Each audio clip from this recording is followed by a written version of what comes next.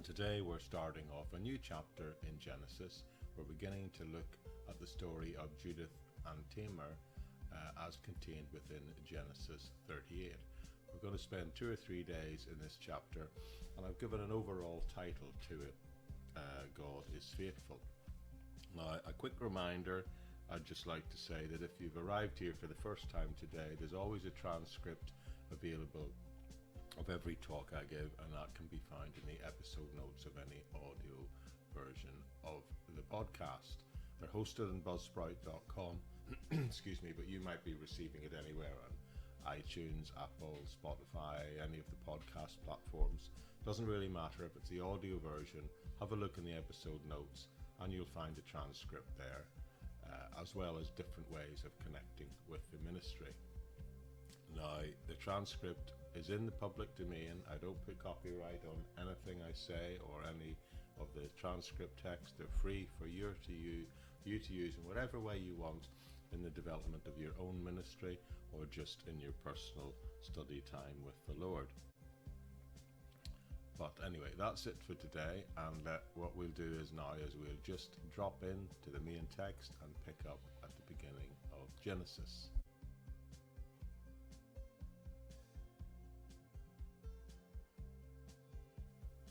Hi friends, welcome back.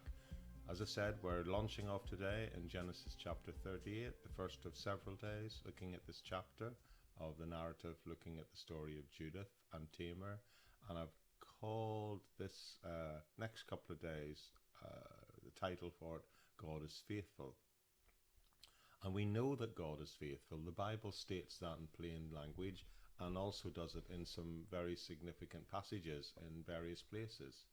In fact, I would suggest that the entire book of Genesis, that this idea of the faithfulness of God has been a recurring theme throughout it. And in fact, it's stated here again. In the New Testament also, it's very clearly stated that this is God's remit and God's purpose. His purpose and his plan is to remain faithful to his promises. It says it very, very straightforwardly in plain statements like 1 John 1:19, where it tells us that if we confess our sins, God is faithful and just to forgive our sins and to cleanse us from all unrighteousness. So there it is, very straightforward plain language, reminding us that God is always faithful and just to forgive. In 1 Corinthians chapter 10, verse 13, it says, "No temptation has overtaken you except what is common to mankind, and God is faithful. He will not let you be tempted beyond what you can bear. But when you are tempted, he will also provide you with a way out so that you can endure it." So there you see, there it is again, friends. God will not allow you to be tempted over, above and beyond what you can bear. But also, when we face such challenges, this tells us he will provide us with a way out of it, or at least he will give us the emotional and spiritual resources to either escape it or endure it. So these are two illustrations, and there are others. I'm just saying that the Bible uses very plain language throughout to repeatedly tell us that God is faithful. Now, the Bible also illustrates this truth in a number of different stories and different ways. But even so, many miss the unbelievable extent to which God's purpose and one of the main themes and the main things he wants to communicate through the Bible is his faithfulness to us, his faithfulness to his promises, no matter what. As we've journeyed through the start of the Bible together in the book of Genesis, I've been impressed with the very fact that this is clearly a major theme of this opening book. Think about what we've been through lately.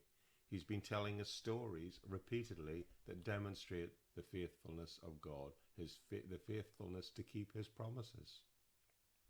Now today we're going to begin to look at another one of those stories, and it's contained within Genesis chapter 38. Now when we have read the text recently in this book of the Bible, particularly chapter 37 last time, it was about the life of Joseph. So a few days ago I said we were entering a large section of this book in the close of Genesis, and most of it would be about Joseph. But also there are a couple of segues into other narratives. And it's worth noting that this is one of those, and it doesn't actually in this chapter really tell us anything about Joseph. But we remember when we launched off at chapter 37, I talked about this being a section break, and the phrase, "this is the generation of Jacob," was used as a way of introducing a new section. But then, and the next thing he does is he told us about this guy, Jacob, and Judah or Jacob don't get mentioned for a while.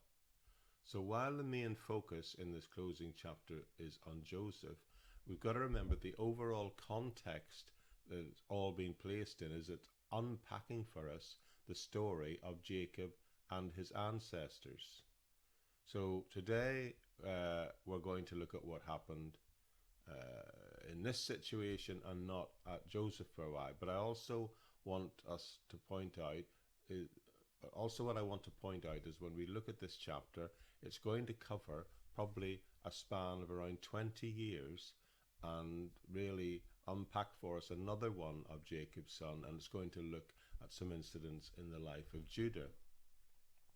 Now there are some ramifications in this chapter, one of which is that it will give us, very importantly, the three branches of the tribe of Judah.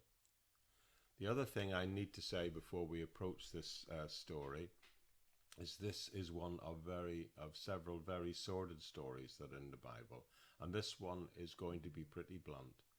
The book of Judges probably has some of the grossest stories of all in the Bible, but I'm telling you, friends, this one gives it a close run. At least after this story, we will have covered all the gruesome stories that are contained within the book of Genesis. So this is going to be the last one for a while. One commentator I saw said this chapter is very rarely read or studied in public, and not surprisingly when you look at the content. So I want to give you a disclaimer before we look at this chapter. You know, this story would fit very well into the trashiest of modern soap operas, but we need to remember that God allowed it to appear within the narrative of the Bible, so there has to be important things we can learn from it. Anyway, with that all in mind, let's begin to look at Genesis chapter 38, and I'll begin by reading verse 1 for you. It tells us, "At that time Judah left his brothers and went down to stay with a man of Adullam named Hira. There Judith met the daughter of a Canaanite man named Shua. He married her and made love to her, and she became pregnant and gave birth to a son, who was named Er. She conceived again and gave birth to a son and named him Onan. She gave birth to still another son and named him Shelah. It was at Kizeb that she gave birth to him." So 3 sons there, you notice that. Now it opens this opening chapter of 38, begins by saying, "at that time." So what time is it? Well, obviously it's a reference to what has just occurred in chapter 37, and what had happened in 37 is we had just seen Joseph get sold into slavery. So he's now down in Egypt, or been taken down to Egypt, and this is what's going on while these events take place. But we'll come back to that later. So at the time Joseph is sold into slavery, then Judah leaves his brothers and he visits an Adullamite named Hira. Now Adullam is not far from the home. From where he was to where he went is probably no more than about 8 miles, the Bible experts tell me. But the point is he's leaving home to do this. And then the next verse tells us that there was a certain Canaanite. And remember, Jacob's children are not supposed to marry Canaanites. God is trying to keep the family line pure. In other words, keep it through the Jewish line, the nation of Israel, because he's intending to use that line to bring a Messiah to the world.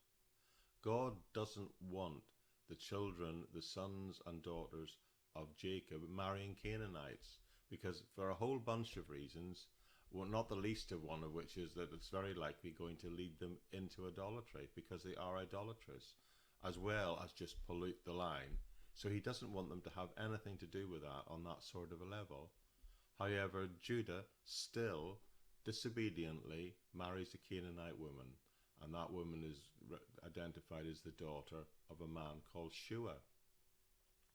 And then we find out he sleeps with her, and she conceives and gives birth to a son, and the name given to that son was Er. And then she conceives again and has another son, and she calls the second one Onan. And then she conceives a third time and has another son, and she calls him Shelah. And that's a boy's name, a man's name, not maybe a lady's name as we in the modern context might think. So the point is, she has 3 sons, and that's an important plot point here. So these first opening 5 verses are telling nothing more than Judah marries a Canaanite woman and has 3 sons. But then the story takes a turn and begins to get even more interesting. Verse 6. Judah got a wife for Er, that's his firstborn, and her name was Tamar. But Er, Judah's firstborn, was wicked in the Lord's sight, so the Lord put him to death. Wow. Now obviously, if the first verse tells us that she had 3 sons and now he's getting a wife for one, this has got to be years later. That's why I said at the beginning about this story covers a span of at least 20 years. So he goes and gets a wife for his eldest son, the one named Er, and her name is Tamar. But Er, it appears, is a really nasty piece of work. And it seems he is so wicked, in fact it says that God killed him. Now maybe you like me have wondered what it is that he specifically did that was so evil in the eyes of the Lord that the Lord felt he needed to step in and kill him. Well, the truth is, we don't have a clue. The only thing we are told it is something wicked. The New Testament does refer to what it calls sins unto death, and there are some signs in the Bible it would appear that you obviously can commit a sin serious enough that sometimes the Lord simply says, that's it for you, you're done, you're out of here. Now scholars for centuries have debated what that sin might be or have been on this occasion, and all that they can come up with is that it was serious. Now some also say that it would have been serious and persistent. Now I've heard that, but I'm not fully persuaded by the persistent aspect.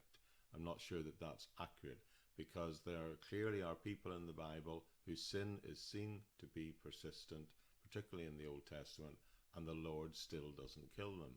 But he did on this occasion. To me, I think it probably has something to do more with bringing discredit upon the church or the faith community as it was in those days. In other words, publicly, by their actions, bringing disgrace into the public domain in some way. In the New Testament, of course, there is that example of someone who pretended to sell their property and donate it to the church, but they publicly lied about it to the faith community and by nature the wider community, which could have been a huge discredit. And the Lord said to them, you're out of here. At any rate, in this story, the firstborn son did something so grievous that that son died. And that's, I suppose, really all we need to know in pertaining to this particular story. Anyway, back into the text, and verse 8 continues the story when it says, Then Judah said to Onan, Sleep with your brother's wife, and fulfill your duty to her as a brother-in-law to raise up offspring for your brother. Now this may strike us as a bit strange in our modern culture, but there's nothing unusual about this at this time in the ancient world. The idea was very important, was that you needed children to carry on a family line. And in the case of Israel, God had given the tribes certain portions of land, and they were supposed to have children to keep those portions of land within the correct family lines. So the rule was that if a man died and he didn't have a son, then his brother should marry the widowed wife and raise up an heir for his brother's line through her via him. And it was all completely legal and legitimate. So Judah here does what is the normal thing to do and asks the second son to marry the widow of the firstborn so that the firstborn can still have an heir. But the thing you need to know beyond that is if he did that, then the second child would be heir, the child born, would be heir to the firstborn deceased child and not be heir of the second-born natural father. That was the whole deal, that you were giving the firstborn line the legitimate heir. Which is why it tells us in the next verse, but Onan knew that the child would not be his. So whenever he slept with his brother's wife, he spilled his semen on the ground to keep from providing offspring for his brother. What he did was wicked in the Lord's sight, so the Lord put him to death also. This is one of the most significant statements in the story as blunt and as unexpedited it is. But then what? We need to know that the phrase in verse 9, to keep him from providing an offspring for his brother, that is important. There's real intent here. Important because he obviously didn't really want his brother to have an heir, which is a very unloving, but more importantly, an unrighteous thing to do in that time, because it was in direct conflict with the way God expected things to be done in those days. And God's plan and purpose, of course, was to build up the nation of Israel and ensure the land was allocated correctly across the 12 tribes. So it was this thing that was so displeased the Lord, and therefore it tells us the Lord killed him also.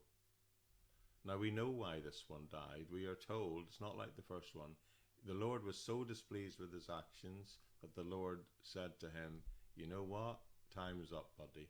And he stepped in and he killed him, or allowed him to die. The narrative continues, picking up in verse 11.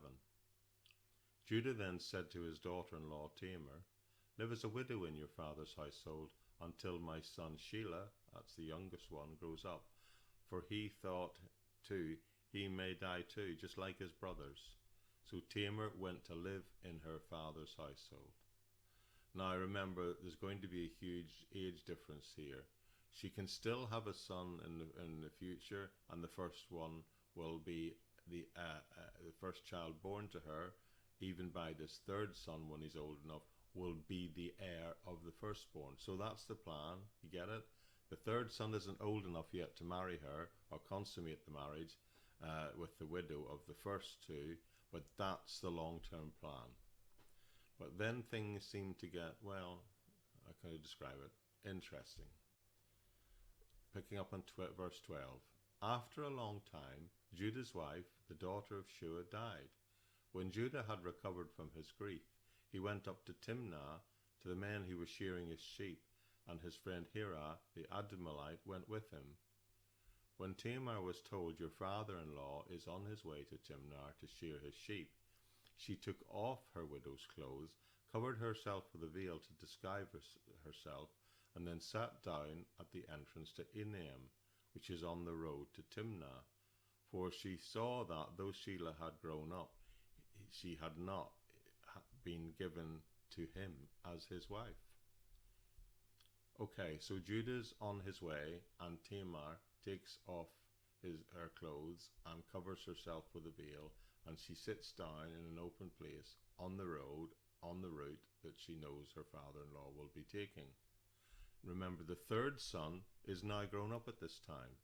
So many think that these events are occurring over at least a period of 20 years.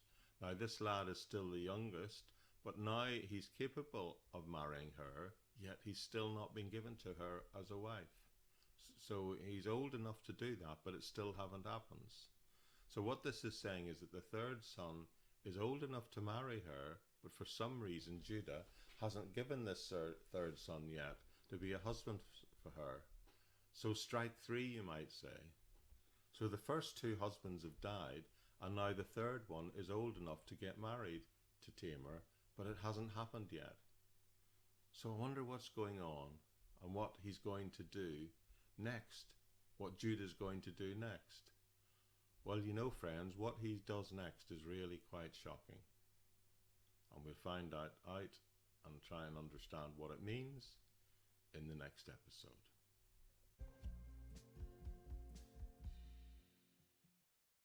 Okay, we're back again. We're just going to finish off today this two-part study in Genesis chapter 38, looking at the second half of this chapter, this very difficult, challenging chapter on the story of Judah and his relationship with his daughter-in-law Tamar. So you hopefully remember where we dropped off last time. Remember, Judah had three sons, the oldest of which he had married to Tamar, a local Canaanite woman. That was important. But he died, and the second son is then given to Tamar as a wife, which was normal in those days, in order to provide a child for her and protect the family line through the firstborn son. But he deliberately failed in his marital obligations, and now the third son is old enough to get married to Tamar, but Judah has done nothing yet to bring them together. So the first two husbands died, and now the third one, although old enough to get married, it hasn't happened yet. So let's pick up the narrative of the story in verse 18, where it tells us, when Judah saw her, he thought she was a prostitute. Now remember, he's on his way journeying, and she's decided to intercept him on his journey by covering herself with a veil and sitting by the side of the road, knowing that he would pass. So the text says, when Judah saw her, he thought she was a prostitute, for she had a covered face, not realizing that she was his daughter-in-law. Now, so he doesn't know that this is his daughter-in-law. That's very important. And he went over to her by the roadside and said, come now, let me sleep with you. And what will you give me to sleep with you? She asked. So, do you understand what's going on here? I mean, I did mention that this was a rather seedy, trashy story. It wouldn't look out of place in a modern-day soap opera, would it? Anyway, let's carry on. I'll send you a young goat for my flock, he said. So now they're negotiating. They're negotiating the price for what's going to go on. That is what is happening here. So they're negotiating the price, and he tells her what he'll do. Well, he'll give her a goat. Right, okay. Let's see what it says next. Will you give me something as a pledge until you send it? She asks. So he's not got the goat with him, so she wants something as a pledge, something that's recognizable to him, a promise that she'll then get what he says he'll pay her. And he says, what pledge should I give you? Your seal and its cord and the staff in your hand, she answered. That's interesting, because those things that would be uniquely his, wouldn't they? So he gives them to her, and he slept with her, and she became pregnant by him. Now, remember, at this point in the story, the whole thing is these various brothers were supposed to have been given with her as a way to supply her with an offspring. So the way she is going to get pregnant here, well, it's interesting to say the least, isn't it? Strange to think that the child that results from this union is in a sense what the Lord wanted, but interesting, Tamar, deceives Judah in order to get the result. Now, if you've been listening to me as we've been going through the book of Genesis, you'll notice that this story might ring some bells for you. Who got deceived previously in this book? Of course, Jacob. Jacob deceived Esau, and then he turned around himself and got deceived by Laban.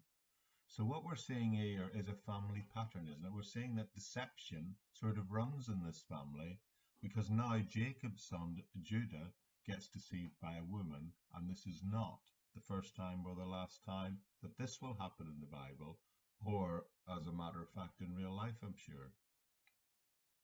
Anyway, the text continues. After she left, she took off her veil and put on her widow's clothes again. Meanwhile, Judah sent the young goat by his friend the Adumelite in order to give his pledge back to the woman, but he did not find her.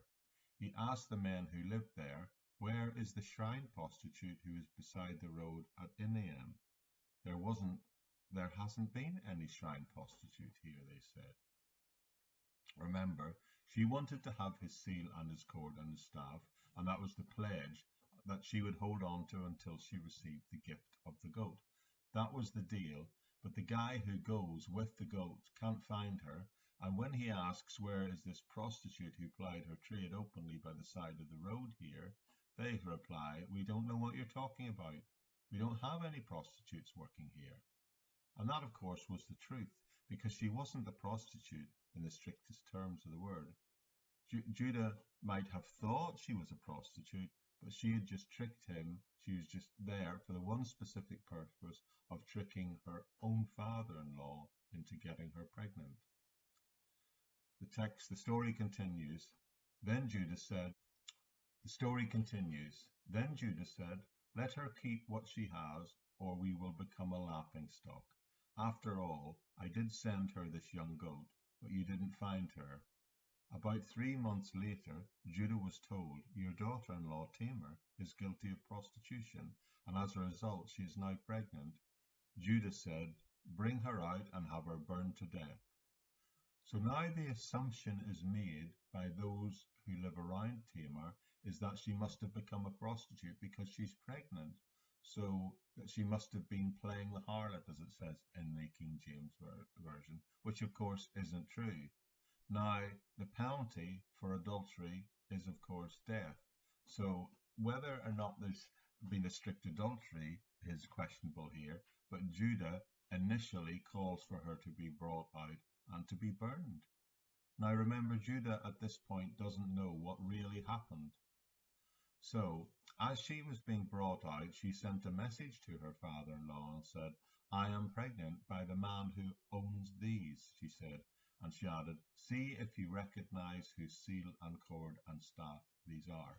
So this message that she sent back to her father-in-law included those elements that he'd given her after he'd slept with her. So she doesn't accuse him of anything. She just says, if you want to know who the father of the child is, then just look at these, and they are the father of this child is the one to whom these things belong. Wow, talk about a twisting, conniving plot. Judah then, wow, what does he think? He must have been gobsmacked, we would say, by today's standard. The text tells us Judah recognizes them and says, she is more righteous than I. I wouldn't give her to my son Shelah, and he did not sleep with her again. So there is some sort of recognition of what's going on here, and some would say that Judah has finally come good out of this. He has readily admitted that he had interfered in his own son's not sleeping with her. So although it didn't reveal it too closely in the text earlier, these verses suggest that he interfered in this process of them having the follow-on sons having a child through her. And it also tells us that he never takes advantage of her again. So to his credit, at this point, he has confessed, and he confesses that he has indeed sinned. For in his mind, of course, he had sinned when he believed that he was sleeping with a prostitute. It then tells us, when the time came for her to give birth, there were twin boys in her womb, and as she was giving birth, one of them put out his hand, so the midwife took a scarlet thread and tied it onto his wrist, and said, this one came out first. Now this as well may sound familiar. You may be asking yourself, haven't I seen this? Haven't we heard something like this before? This is a situation where, again, they need to determine which son comes out first. And because the arm appears, they mark it with the cord, and that's the way of knowing, no matter what transpires over the next few hours of labour, that was the firstborn. But you have to say, when reading that, what goes around comes around. History, it appears, goes in cycles, particularly in the family line of Jacob. Okay, verse 29. But when he drew back his hand, his brother came out, and she said, so this is how you have broken out. And he was named Perez. Then his brother, who had the scarlet thread on his wrist, came out, and he was named Zerah. All right, that's the story. So you don't need to waste any more time watching any more trashy soap operas, because it's all the twists and turns and all the machinations of life in all its negative colors can be seen here. But what in the world is the point of this story? What can we glean from this? What can we learn from this? Well, I do believe the story is ultimately about God's faithfulness, because God did say back to Abraham, and he repeated it to Isaac, and he repeated it again to Jacob, that he was going to raise up a great nation through them. So God, ultimately, the big picture here is God is simply ensuring that he is faithful to his promises, in spite of the machinations of human beings. But what makes it so interesting is that in this chapter, he does this, he brings about these purposes in spite of these incredible sins of Judah. And that's incredible in itself. So let me lay out in very simple, clear language what I believe this chapter teaches. And I'll do that by making three straightforward statements. Firstly, this chapter is filled with unbelievable wickedness and sin, and on this occasion, that sin comes close to something we today would call incest. One commentator I read said this chapter records the extent of the compromise of the Israelites, especially Judah, with these local Canaanites. This is the first time one of the chosen seed has selected a wife outside the family of the patriarchs. Now, Esau had done it before, but Judah has chosen a wife from the women of the land, and one of these Canaanite women who were particularly barred from marrying. The simple reality is God's servants, and I'm using a very broad term here because they're certainly not behaving like God's servants at this point, but God's servants can do absolutely abominable things.